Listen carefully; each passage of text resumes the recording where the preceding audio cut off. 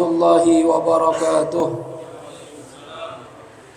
بسم الله الرحمن الرحيم. نويت التعلم والتعليم والنفع والانتفاع والإفادة والاستفادة والتذكر والتذكير والحث على التمسك بكتاب الله وسنة رسوله والدعاء إلى الهدى والدلالة إلى الخير ابتغاء وجه الله ورضاه وقربه وثوابه.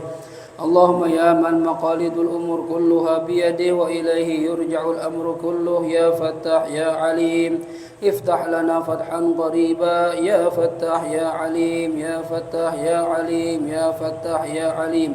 اللهم أغننا بالعلم وزينا بالحلم وأكرمنا بالتقوى وجملنا بالعافية. اللهم ارزقنا فهم النبيين وحفظ المرسلين وإلهام الملائكة المقربين برحمتك يا أرحم الراحمين. ربي زدني علما ووسع لي في رزقي وبارك لي فيما رزقتني واجعلني محبوبا في قلوب عبادك وعزيزا في عيونهم واجعل لي وجها في الدنيا والآخرة ومن المقربين يا كثير النوال يا حسن الفعال يا قائما بلا زوال يا مبدعا بلا مثال فلك الحمد ولك المنة ولك الشرف على كل حال يا أول الأولين ويا آخر الآخرين ويا ذا القوة المتين ويا راحم المساكين ويا أرحم الراحمين. وصلى الله على سيدنا محمد وعلى آله وصحبه وسلم والحمد لله رب العالمين. بسم الله الرحمن الرحيم. الحمد لله رب العالمين والصلاة والسلام على أشرف الأنبياء والمرسلين سيدنا ومولانا محمد وعلى آله وصحبه أجمعين. سبحانك لا علم لنا إلا ما علمتنا إنك أنت العليم الحكيم. رب اشرح لي صدري ويسر لي أمري واحلل عقدة من لساني يفقه قولي. أما بعد. Hadirin ayyuhal ahbab, segenap jamaah majelis ahbabus sholihin yang dirahmati Allah Subhanahu wa taala. Alhamdulillah, puji serta syukur kita panjatkan kehadirat Allah. Kita semua sampai malam ini masih diberikan panjang umur, sehat walafiat.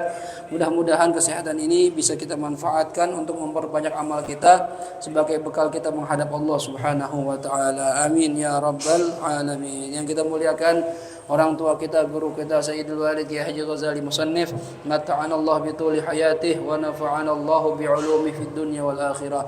Mudah-mudahan diberikan panjang umur dalam sehat wal afiat fi khairin wa lutfin wa afiyah. Amin ya rabbal alamin. Hadirin hadirat rahimakumullah, kajian kita pada malam ini adalah kajian tasawuf dalam kitab Bidayatul Hidayah. Terakhir kita membahas tentang jenis-jenis maksiat yang bisa dikerjakan oleh telinga kita. Sekarang pembahasan kita adalah maksiat yang dikerjakan oleh lisan kita. Ya. Apa katanya di sini? Qala musannif rahimahullahu taala wa nafa'ana bihi wa bi'ulumihi fid dharain amin. Radhiyallahu ankum wa qala radhiyallahu anhu wa ammal lisan, dan adapun lisan kita ini, ya, adapun lisan fa innama khuliqa laka, dan pastinya lisan ini diciptakan untuk kamu, lituktsira bihi dzikrallahi ta'ala, agar kamu memperbanyak mengingat Allah. Jadi lisan itu Allah ciptakan tujuan utamanya supaya kita rajin zikir, ya, watilawata kitabih, dan membaca kitabnya Allah. Zikir pada Allah dan baca Al-Qur'an. Itu kalau bisa lisan itu sibuk sama itu. Ya, sepanjang hari, sepanjang malam, kalau bisa lisan kita sibuk sama zikir, sama baca Quran. Apalagi kalau kita sudah hafal Quran atau hafal ayat-ayat dalam Al-Quran, berapa juz itu ditikrar, diulang-ulang. Ya, wa tursyida bihi khalqallahi ta'ala ila tariqih. Selain buat zikir, baca Al-Quran, dan supaya kamu bisa memberikan petunjuk bihi dengan lisan kamu kepada siapa? Khalqallahi ta'ala, kepada para makhluknya Allah, ila tariqihi, menuju jalan kepada Allah. Gunakan lisan kita ini untuk ngajarin orang supaya orang itu jalannya sesuai dengan jalan yang Allah kehendaki, ya, sebagaimana dikerjakan oleh Rasulullah SAW dan para sahabatnya.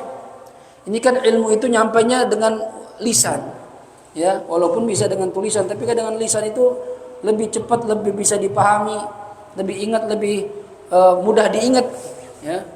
Kita kalau baca sama dengerin orang itu lebih nangkep yang dengerin, lihat wajahnya, dengar suaranya. Ya. Makanya gunakan lisan kita ini untuk mengarahkan orang supaya orang berjalan di jalan yang Allah kehendaki. Ya.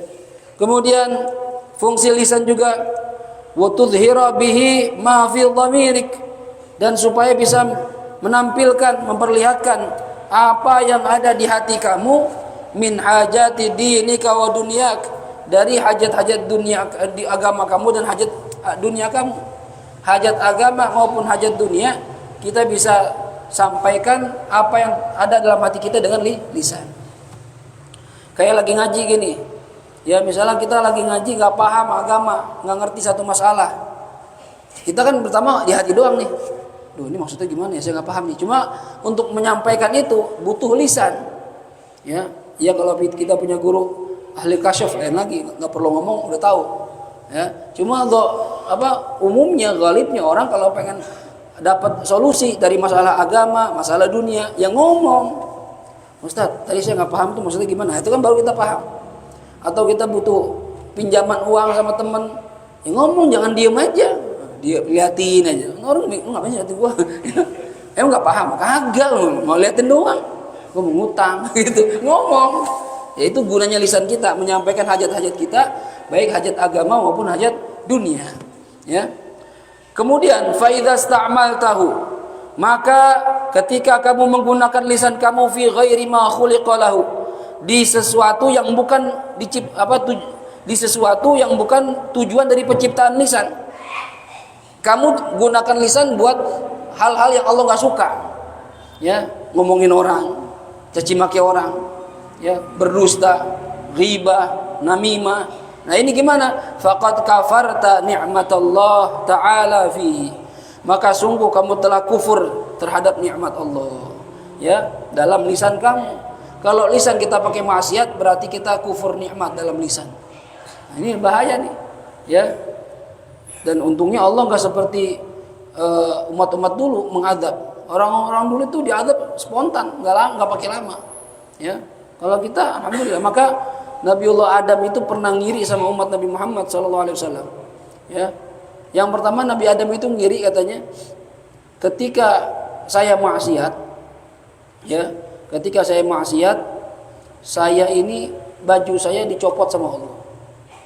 Bajunya dicopot. Jadi semua yang Nabi Adam pakai dicopot, telanjang Nabi Adam. Yang tersisa cuma kuku doang. Ya. Bahkan menurut sebagian riwayat, dulu kulit Nabi Adam ini semuanya seperti kayak kuku gini, kayak kaca gitu. Ya, kayak kuku nih. Maka Nabi Adam itu kadang kalau ingat sorga, dia ingat kukunya, dicium. Ya, ingat zaman dia dulu. Saya maksiat, baju saya dicopotin. Ya. Sedangkan umat Nabi Muhammad SAW maksiat tetap aja pakai baju. Ya. Bahkan bajunya bagus-bagus walaupun dia maksiat. Itu di antara Nabi Adam ngiri. Ya. Kemudian kata Nabi Adam, saya ketika maksiat dan mau taubat saya diterima cuma ketika saya lagi di Mekah, di Arafah. Ya. Harus nunggu lama taubat saya diterimanya pun di Arafah di Mekah. Sedangkan umat Nabi Muhammad SAW, dia bermaksiat taubat di mana aja boleh. Jadi di mana aja, nggak usah pergi ke Mekah. Di rumah jadi taubat, di masjid jadi, ya. Di jalanan taubat jadi. Pokoknya mau taubat aja diterima. Sedangkan saya harus ke Mekah dulu baru diterima taubat saya. Ya. Itu Nabi Adam ngiri. Yang ketiga katanya, saya ngiri sama umat Nabi Muhammad, saya maksiat sekali dipisahkan sama dari istri saya. Salah sekali doang, dipisahin jauh lagi, ujung ke ujung. Satu di India, satu di Mekah, di Arafah. Ya. Jauh dan ketemunya lama. Sedangkan umat Nabi Muhammad tiap hari maksiat sama istrinya nggak dipisah-pisahin. Kita masih jalan terus sama istri kita.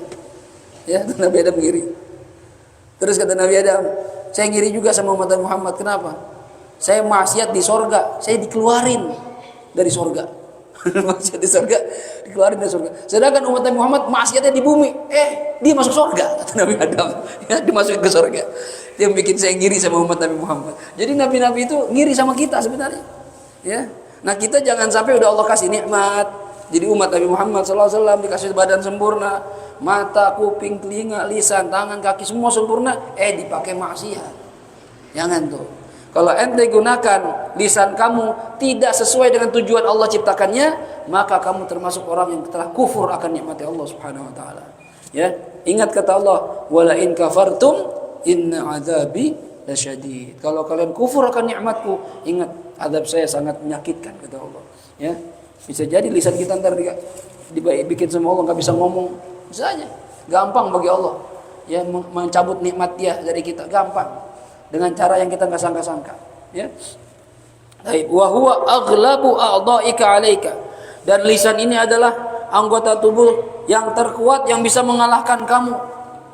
Kadang kita sama lisan nggak bisa ngendaliin, kalah kita sama lisan. Terkadang kita kalau lagi emosi ngucapin kalimat yang abis itu kita nyesal sendiri. Aduh, ngapa tadi bilang cerai, nyesal. Aduh, ngapa tadi macam-macam tuh. Ya, ngomong yang nggak pantas sama orang tua, ngomong yang nggak pantas sama teman-teman karena lisan. Ya, kita kadang nggak bisa ngendaliin lisan kita, makanya hati-hati. Makanya Nabi bilang kalau lagi kalau kita ngaku beriman sama Allah dan hari kiamat, maka ngomonglah yang baik-baik saja atau diem. Mendingan lisan ajak diem aja, diem. Dikatain orang, diem. Khawatir ntar kita ngomongnya berlebihan, kelewatan batas. Ini, ya. Wa ala sairil khalqi, bahkan lisan ini bisa mengalahkan semua makhluk. Kita dengan lisan itu bisa ngancem orang. Awas macam-macam sama gua lu, habis lu, orang takut. Ya. Enteng yang ngikutin saya aja pecat lo, takut orang mau bos. Ya. Lisan itu bisa mengendalikan orang lain, gak cuma diri kita doang. Kita bisa kalah sama lisan, orang lain pun bisa kalah dengan lisan kita. Ya. Kadang nggak ketemu orangnya, tapi dengar kalimatnya udah takut. Yang ke situ, emang apa? Kata Ki Ghazali nggak boleh. Ki Ghazali, emang dia ngomong? Iya dia ngomong. Aduh, orangnya nggak lihat. Cuma ini lewat kata orang doang, udah takut duluan. Ya, nah ini jadi bahayanya lisan kita. Makanya katanya Nabiullah Daud saja pernah berdoa. Nabi Daud ini minta sama Allah 4 perkara dan minta perlindungan dari 4 perkara. Apa yang diminta Nabi Daud? Yang diminta sama Nabi Daud, fa inni as'aluka lisanan dzakira. Ya Allah, saya minta kepadamu supaya punya lisan yang rajin berzikir. Ini kan yang buat kita bisa berzikir Allah. Ya. Sepanjang jalan kita dari rumah, saya dari Poso misalnya 20 menit setengah jam. Itu kalau Allah enggak kasih taufik hidayah, ya diam aja lisan. Sambil ngebut-ngebut diam aja. Cuma kalau Allah beri kita taufik hidayah, itu lisan dari awal maghrib, sholat maghrib nggak sempat wiridan, naik motor baca doa safar, wiridan maghrib, baca waqiah, baca alif lam mim sajadah di motor, baca istighfar, ya sholawat. Itu siapa yang gerakin kalau bukan Allah? Kalau Allah nggak kasih kekuatan itu, kita di panjang jalan setengah jam diam aja, cuma sekedar ngebut doang. Kalau tabrakan jebret, mati. Kalau kita lagi pikiran, taruh naudzubillah kita kecelakaan, astagfirullah, mati. Lagi astagfirullah, lagi sholawat. Tulisan penting banget. Ya, jadi Nabi Daud nih, level Nabi Daud minta sama Allah lisanan dzakira. Allahumma inni as'aluka lisanan dzakira. Pertama. Yang kedua, wa qalban syakira. Ya Allah, saya minta kepadamu punya hati yang rajin bersyukur. Jangan ngeluh mulu sama Allah. Bersyukur. Kita kalau mengukur nikmat Allah banyak banget, gak bisa dihitung. Apalagi kalau kita bandingin sama orang-orang yang tidak seberuntung kita. Antum gak punya mobil, ya Ustaz. Tapi antum punya motor. Banyak orang yang gak punya motor. Bersyukur. Ya. Teman saya punya motor. Iya, tapi dia belum lunas. Antum udah lunas. Bersyukur. Pokoknya lihat ke bawah dah. Kalau urusan dunia lihat ke bawah. Jangan pernah lihat ke atas. Nyesek hati kita. Ya. Kadang kita sama saudara padahal dari orang tua yang sama, dapat bagian yang sama, tapi nasib beda-beda. Ya. Yang satu mobilnya cakep, handphonenya iPhone, luar negeri mulu, ya. Duitnya habis-habis. Antum melihat yang itu, nggak pernah bersyukur sama Allah. Biarin aja, emang rezeki dia itu udah, nggak usah ngiri.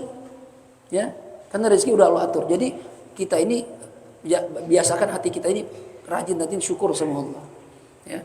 Makanya kenapa saya di antara alasan saya ngasih nama anak saya Abdullah Syakir, saya pengen dia dari kecil sampai meninggal nanti rajin syukur sama Allah. Biar jadi orang bersyukur. Tapi kalau kita pintar bersyukur, kata Allah, la in syakartum la azidannakum. Saya pasti bakal tambahin. Itu udah janji Allah tuh, nggak mungkin Allah mengingkari. Udah janji. Jadi biasakan punya hati yang bersyukur. Wa badanan sabira. Yang ketiga, Nabi Daud minta, saya minta badan yang sabar ya Allah. Sabar dalam hal apa? 3. Sabar dalam mengerjakan ketaatan. Kita kalau nggak dikasih Allah badan yang sabar, nggak mau kita kesini. Ngapain? Jauh-jauh capek-capek duduk sejam, setengah jam duduk itu cari ilmu. Tapi Allah kasih kita sabar. Alhamdulillah. Pulang dari sini Allah udah jamin melalui lisan Nabi Muhammad SAW dapat pahala lebih besar dari sholat 1000 rakaat. Nih orang yang ngaji itu dijamin, ya. Makanya kalau Allah nggak kasih kita badan yang sabar, kita nggak bakal dapetin itu. Sabar sholat, sabar puasa, sabar tutup aurat tuh, sabar dalam berbuat taat. Yang kedua, sabar dalam meninggalkan maksiat. Ada orang rajin ibadah, maksiat juga jalan, ada. Kita nggak pengen begitu. Kadang kita pulang sholat, pulang ngaji, ketemu perempuan pakai hotpan, kita liatin juga. Ada beribadah barusan, masih maksiat juga. Nah kita pengen sama Allah, ya Allah bikin badan saya ini rajin ibadah dan tahan untuk tidak maksiat. Jadi kalau ada maksiat ogah, gitu. Ya, bisa punya badan begitu, bisa kalau Allah tolong. Minta badan sabar meninggalkan maksiat. Yang ketiga, sabar ketika dapat musibah. Nah ini paling berat. Ya, belum tentu semua orang sabar. Ketika dapat ujian, apalagi semua harta bendanya habis, gila iya kalau nggak sabar, stres. Antum kerja puluhan tahun, beli rumah, beli tanah, beli kendaraan, dalam sekejap mata, hitungan menit habis semuanya. Longsor, banjir bandang, tsunami, ya, gunung meletus habis. Bayangin kerja puluhan tahun bisa Allah hilangkan dengan sekejap mata. Hati-hati. Dan kalau kita tertimpa musibah begitu, kuat nggak kita sabar? Tuh yang paling berat. Sabar ketika mendapat ujian. Dan 3 kesabaran ini hukumnya wajib. 3 kesabaran ini hukumnya wajib. Ya. Kemudian ada yang ketiga, yang keempat, yang diminta sama Nabi Daud, wa zaujatan tu'inuni fi dini fi dunyaya wa akhirati. Saya minta kepadamu ya Allah istri, pasangan hidup. Oh, yang masih jomblo minta istri sama Allah. Tapi istri yang bagaimana? Istri yang bisa membantu saya, menolong saya dalam urusan dunia dan akhirat saya. Oh, jangan sekedar istri doang. Istri doang banyak. Tapi berapa banyak orang begitu punya istri, dunianya makin kacau. Utang sono sini, ya, urusan sama keluarga jadi berantakan gara-gara istri. Ya, kita jadi ribut sama orang tua gara-gara istri. Banyak begitu. Ribut sama saudara, ribut sama ipar gara-gara istri. Hati-hati nih. Jangan sampai punya istri model begini. Dan istri yang bisa menolong saya dalam urusan akhirat. Kadang punya istri jadi nggak bisa ibadah. Dulu waktu lagi jomblo, rajin jamaah, rajin majelis ilmu, rajin majelis zikir. Begitu punya istri dilarang mulu. Mau mana sih? Ngaji mulu tiap hari. Udah ngapa? Seminggu sekali aja, 2 minggu sekali aja, dilarang sama istrinya. Ke masjid kagak boleh. Nih, istri begini nih, mudah-mudahan kita nggak punya. Ya, minta sama Allah istri yang bantu kita untuk urusan dunia, urusan akhirat. Ya. Wah, dulu kita masih bujangan, duit habis.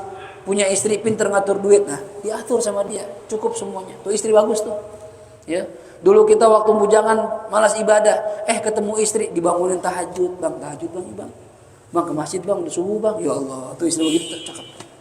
Ini yang kita minta sama Allah. Sebagaimana doanya Nabi Daud. Jadi diminta lisanan dzakira wa qalban syakira wa badanan sabira wa zaujatan tu'inuni ya fi dunyaya wa akhirati. Istri yang bisa ngebantu urusan dunia dan akhirat. Ini yang diminta sama Nabi Daud. Yang 4 perkara minta perlindungan. Apa itu yang diminta perlindungan? Nabi Daud kepada Allah Subhanahu wa taala. Yang pertama, fa inni a'udzubika min waladin yakunu alayya sudda. Ya, saya minta perlindungan pada Engkau ya Allah dari anak yang membuat saya tertahan untuk ibadah. Punya anak jadi nggak bisa ibadah, nggak sempat hadir pengajian, anak nyusahin mulu, bikin masalah, bikin kasus, ngabisin duit kita aja. Naudzubillah punya anak begini, ya. Sampai saking keselnya kita bilang, lu kalau bisa gue masukin lagi lu, gitu ya. Saking keselnya gitu, nyesel gue punya anak kayak lu, nyusahin mulu hidupnya. Kan ada anak begitu tuh. Naudzubillah ya Allah, jangan sampai dah kita punya anak begitu, kesel banget hidup kita, ya. Yang pertama. Yang kedua, wa min imra'atin tushibani qabla waqtil masyib. Dan saya minta perlindungan dari perempuan, dari istri yang bisa membuat saya ubanan sebelum waktunya ubanan. Bahasa Nabi Daud tuh. Minta perlindungan dari istri yang bikin saya ubanan sebelum waktunya ubanan. Maksudnya gimana? Orang kalau pikirannya berat, sumpah itu bisa ubanan pala. Ya. Makanya yang masih muda-muda udah ubanan berarti banyak masalah tuh. Ya. Ima salah minyak rambutnya bisa jadi, atau banyak masalah di otaknya. Ya, lu masih muda udah ubanan banget lu. Kalau udah 40 ke atas ya udah oke lah ya. Lu masih 30, 20 ubanan. Ngapa lu? Banyak banget stres gua bini. Makin stres.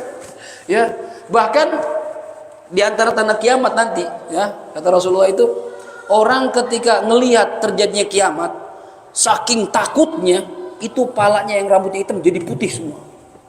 Dahsyatnya. Jadi rasa takut itu, rasa sumpah, pikiran banyak itu bisa bikin rambut kita cepat ubanan. Makanya biar nggak cepat ubanan, hidup santai-santai aja. Jangan terlalu banyak pikiran. Lihat orang-orang yang hidupnya slow, ubanan jarang. Ya. Kalau Pak Haji Nur Ali memang udah waktunya, ya, udah pantas. Ini kadang masih, ya Allah baru lulus kuliah, udah ubanan. Baru kamu setahun 2 tahun, udah ubanan. Ya. Berarti banyak pikiran. Ya. Dan itu ini doa Nabi Daud. Nabi Daud tahu ada istri yang bisa bikin suami ubanan sebelum waktunya ubanan. Belum kawin udah ubanan. Kebanyakan cicilan. Ya. Jadi kita minta sama Allah istri yang bisa bikin kita awet muda, bukan istri yang bikin kita cepat tua, gitu ya. Banyak tuh istri begitu. Yang kedua. Yang ketiga, wa min malin yakunu azaban li wa wabalan alayya. Saya minta perlindungan dari harta yang bisa menjadikan sebab azab buat saya. Ya, dan harta yang bisa menjadikan musibah buat saya. Ada harta itu bikin, dulu kita nggak punya harta, hidup kita taat-taat aja sama Allah. Begitu punya harta kita jadi maksiat. Begitu punya harta kita jadi pelit, nggak mau zakat, nggak mau sedekah. Begitu punya harta kita jadi melanggar hukum Allah karena bisa beli apa aja. Hati-hati. Antum jangan kira orang kaya itu dapat nikmat doang, bisa jadi itu ujian itu. Miskin ujian, kaya ujian. Kalau kita nggak punya duit, boro-boro masuk diskotik, masuk bar, ya, bayarnya aja masuknya aja bayar. Belum minuman-minuman di sana itu. Ente beli Coca-Cola aja nggak mabok, udah taruh nggak mabok. Coca-Cola yang sebotol kecil 5.000, di sana 25.000, 50.000. 10 kali lipat. Kok mahal banget? Dia nggak jual Coca-Colanya, jual suasananya. Orang bisa ajib. Itu yang bikin mahal itu. Ya, sambil goyang, sambil minum Coca-Cola, ya nggak mabok. Es teh manis aja bisa 25.000 es teh manis. Ya kita 5.000, ya, udah enak banget itu. Hadirin rahimakumullah, jangan ente pikir orang Allah kasih nikmat harta itu nikmat, bukan, belum tentu itu bisa jadi ujian. Dulu nggak bisa beli narkoba, nggak punya duit. Tapi begitu punya duit, bisa beli narkoba. Dulu nggak pernah kepikiran berzina karena punya istri, karena nggak punya duit. Tapi begitu punya duit, istri kemana-mana kita pengen kumpul kagak bisa. Dia mah jalan-jalan mulu sama temennya. Akhirnya kita beli karena punya duit. Gimana makan berapa? Gope, murah. 2 sekalian, 2 aja, 2. 1 juta doang gitu. Ya. Ini gara-gara punya duit. Orang yang nyawer, berani nyawer, itu kalau nggak punya duit nggak berani nyawer. Nggak punya duit apa yang mau disawer? Dia kalau punya duit, sambil goyang itu 50 ribuan tuh biru-biru, sampai dilempar-lempar, seret. Kalau dihitung 5 juta, santai aja, punya duit bisa nyawer. Mendingan nggak punya duit jadi nggak bisa nyawer. Tuh enaknya. Jadi kadang kita minta sesuatu sama Allah yang ternyata di balik itu banyak madorotnya. Ya, makanya minta sama Allah itu sesuatu, kata Habib Salim, ma'al afiyah. Kata Rasulullah, kalau kamu minta sama Allah sesuatu, fas'alil afiyah, mintalah afiyah, sejahtera. Artinya kalau kita punya ilmu, jangan sampai gara-gara ilmu kita jadi sombong. Jangan sampai gara-gara punya ilmu kita jual agama dengan ilmu kita. Jangan sampai gara-gara ilmu kita pengen dihormatin orang. Jangan. Itu namanya ilmu gak ada afiyahnya. Tapi minta sama Allah ilmu yang afiyah. Ilmu yang bisa bikin kita makin takut sama Allah, makin tawadhu, makin merasa kurang, makin merasa bodoh. Itu ilmu yang ma'al afiyah. Minta sama Allah harta, ma'al afiyah. Harta yang enggak bikin kita makin maksiat, makin jauh sama Allah, lupa zikir karena ngurusin duit mulu. Duit sampai lupa ibadah. Ini harta yang enggak ada afiyahnya itu. Ya. Dulu waktu lagi susah, kita sama istri sama anak sering kumpul makan bareng, senampan bareng-bareng. Begitu kaya masing-masing udah nggak jelas anak di mana, bini di mana. Itu nggak afiyah namanya. Ya, dikasih istri malah afiyah. Jangan sampai kayak tadi tuh, istri yang bikin kita cepat ubanan, minta macam-macam, ditekan mulu kita. Pokoknya bang, tahun ini target kita harus punya mobil bang ya. Target. Bulan depan, tahun depan lagi kita harus punya rumah. Tahun depan lagi harus punya villa. Sumpah kita. Ya.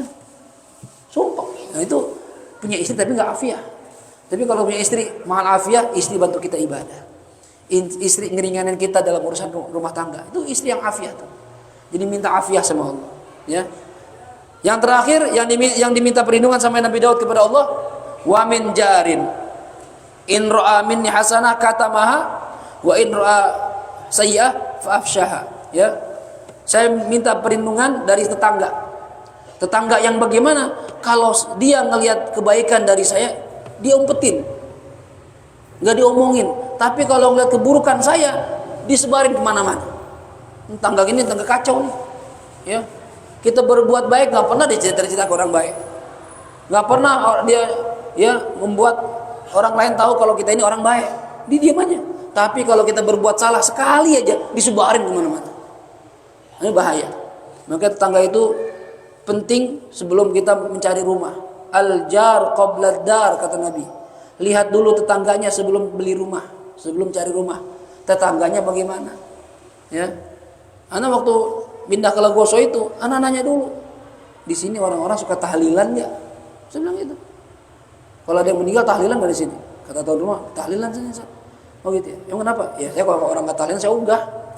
Ngapain tinggal daerah model begitu? Ya. Kalau bikin zikiran pengajian boleh nggak? Oh enggak, apa-apa Ustaz, sini orang-orang biasa ngaji. Alhamdulillah. Ya buktinya sampai sekarang kita tiap bulan bikin acara hataman Quran Ratul Atas nggak ada yang komplain. Alhamdulillah. Walaupun pakai speaker sampai jam 10 biasa aja. Itu penting banget. Tetangga yang mau bergaul sama kita. Ya, saya kalau lagi pergi kan sering pergi keluar. Kadang istri anak suka beli paket, ya beli barang pakai paket. Karena kita nggak ada, tetangga baik, titip aja sama Pak Bekti. Ya, tangga mau coba kalau tangga sama kita nggak perlu, titip sama siapa kita bingung. Ya, Masya Allah. Jadi tetangga itu penting. Maka cari tetangga yang baik. Ya lihat lingkungannya dah. Kalau sekarang orang-orang beli rumah di klaster-klaster, rata-rata tetangganya itu salafi. Ya, nggak mau tahlilan, nggak mau maulidan. Ente bikin tahlil sendirian, dikatain ntar tuh, diserang bahkan datangin rumahnya. Ngapain bikin maulidan? Bikin tahlil bid'ah gitu. Ya. Tetangga begitu gak enak. Biar kata rumah gede juga, gedung, tangganya kagak ada yang cocok sama kita, gak enak. Ya. Maka cari tetangga yang benar. Ya. Kalau kita mau pindah rumah, jangan lihat rumahnya dulu, lihat dulu tetangganya bagaimana. Ya. Baik. Kemudian wala yakubbun nasu fin nari ala manakhirihim illa hasaida alsinatihim. Dan tidaklah ya kebanyakan orang itu terlempar ke dalam api neraka ala manakhirihim, ya, terlempar ke neraka dengan apa? Dengan di atas lubang hidungnya. Jadi dilempar itu jatuhnya itu nyusuk gitu. Ya. Tidaklah orang-orang ini dilempar ke neraka nyusruk. Nyusruk itu maksudnya jatuh lubang hidung duluan yang kena tanah. Kalau jatuh badan duluan kan masih mendingan. Ini hidung. Itu pernah jatuh begitu. Ya. Anak pernah naik sepeda malam-malam belum masih SD. Ya, sama kan bareng-bareng sama abang sama teman-teman itu. Mati lampu. Anak ngeliat ada lubang. Itu lubang sepeda anak masuk ke lubang ban depan. Blok, anak kan mental. Ini jatuh ini duluan nih. Jrot. Giginya sampai sekarang ada bekasnya. Belah sini bibirnya. Malam pulang ke rumah berdarah. Ngapa Fit itu mama? Udah apa mah? darah semua sini. Ya, itu nggak enak banget itu. Nah, ini kata Imam Ghazali, ya. Dan tidaklah orang-orang jatuh, dilempar ke neraka, jatuh dengan hidung mereka, dengan lubang hidung, maksudnya justru begitu. Dengan apa itu? Karena apa? Illa hasaida alsinatihim. Karena sebab panen, ya, karena sebab panen dari ucapan yang keluar dari lisan mereka. Orang banyak masuk neraka nggak cuma sekedar lemparin hidung duluan yang kena, yang jatuh. Itu kenapa begitu? Karena hasil dari perbuatan lisan mereka. Jadi ntar banyak orang masuk neraka itu karena di dunia nggak bisa jaga lisan. Lempar sama malaikat, melempar, jatuhnya nggak gubrak, hidung duluan, nyusuk, nggak enak banget tuh, ya, hancur tuh hidung, darah tuh gigi, copot tuh gigi, ya. Ini banyak orang dilempar ke neraka, ya, jatuh terjerembab dengan hidung duluan, itu dikarenakan karena hasaida alsinat ini, bahasa kiasan, panen dari lisan mereka. Apa maksud panen dari lisan? Karena perbuatan atau ucapan yang keluar dari lisan mereka. Ya, sebagaimana kita nanam, begitupun kita akan menuai. Kan gitu. Ya, kita kalau lisan kita nanam kebaikan, maka yang Allah berikan pada kita kebaikan. Tapi kalau lisan kita yang keluar keburukan, yang datang pada kita pun keburukan. Kita nggak bisa jaga lisan, banyak musuh sama kita. Banyak orang benci seorang karena lisannya. Setiap ngomong nyakitin orang mulu. Ya. Dia nggak berantem pakai fisik, cuma lisan. Itu orang lebih sakit hati itu. Orang aja saya dikatain depan orang banyak saya dia ngomongin. Kan sakit hati. Ya. Jadi bahayanya lisan itu luar biasa.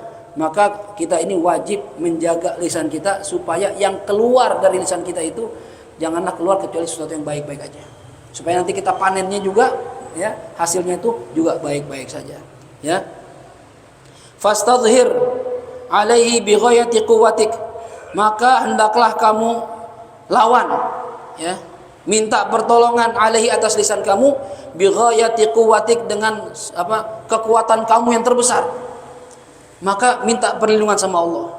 Lawan itu lisan dengan kekuatan kamu yang terbesar, hatta la yakubbaka fi qa'ri jahannam, sehingga lisan kamu tidak membuat kamu terjerumus ke dalam jurang neraka jahannam. Hati-hati, minta perlindungan sama Allah. Kita aja disuruh minta. Nabi Daud aja udah minta duluan sebelum kita. Nabi Daud minta. Ya, bahaya lisan, bahaya. Fa fil khabar, ya, dalam satu hadis diterangkan, innar rajula la yatakallamu bil kalimah liyadhaka biha ashabuh fayahwi biha fi qa'ri jahannam 70 kharifa. Ada satu riwayat mengatakan gini, sesungguhnya seorang laki-laki, ini nggak harus laki-laki, perempuan juga sama, ya. Seseorang dia mengatakan satu kalimat tujuannya untuk membuat ketawa teman-temannya. Ada orang kalau ngomong tujuannya untuk bikin orang lain ketawa, sehingga dengan kalimat ini dia dilempar ke jurang api neraka yang dalamnya itu nyampe jurang api neraka 70 tahun. Nyampe ke jurangnya 70 tahun. Dan dalamnya semana itu? Nah, kita nak ngelempar batu aja, ya, semenit aja udah jauh banget ke bawah. Ini 70 tahun. Ya, hati-hati itu. Kalau kita nggak tobat, kadang makanya begini.